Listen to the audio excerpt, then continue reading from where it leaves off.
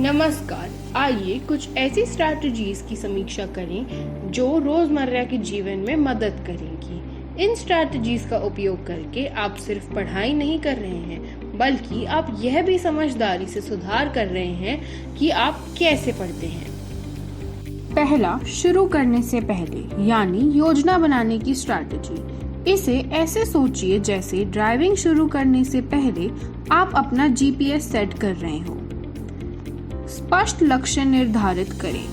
किसी भी अध्ययन स्तर से पहले सिर्फ इतना मत कहिए कि मैं पढ़ने जा रहा हूँ। इसके बजाय कहिए, पढ़ने के बाद मैं सप्लाई और डिमांड के मुख्य अवधारणाओं को बिना नोट से देखे समझा पाऊंगा।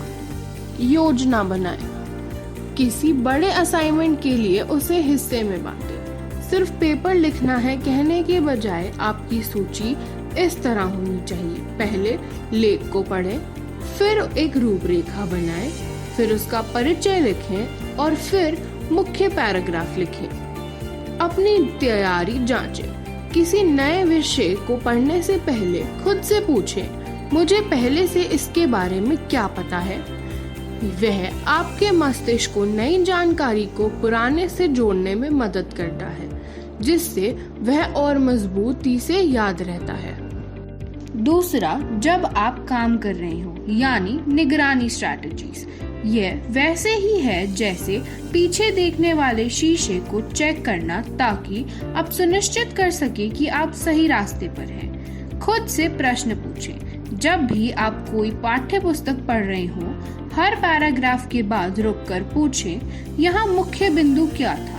अगर आप उत्तर नहीं दे पाते तो दोबारा पढ़ लें। खुलकर सोचें। जब आप कोई कठिन गणित का प्रश्न हल कर रहे हो तो अपने स्टेप्स पर खुलकर सोचें। ठीक है, पहले मैं यह फॉर्मूला इस्तेमाल करूंगा, फिर एक्स को सॉल्व करूंगा।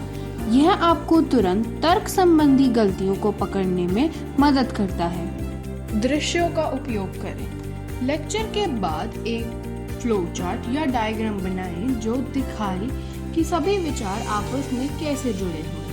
यह आपको केवल तथ्यों की सूची के बजाय पूरी तस्वीर देखने में मदद करेगा। तीसरा, जब आप समाप्त कर लें यानी स्ट्रैटेजीज का मूल्यांकन करें। यह अगली बार का सुधार करने के लिए खेल के बाद का विश्लेषण है। इन गलतियों से सीखें। जब आपको ग्रेड किया हुआ पेपर या टेस्ट वापस मिले तो सिर्फ अंक न देखें कि आपने कहाँ गलती की और क्यों। क्या आपने प्रश्न को गलत समझा या आपको विषय पता ही नहीं था।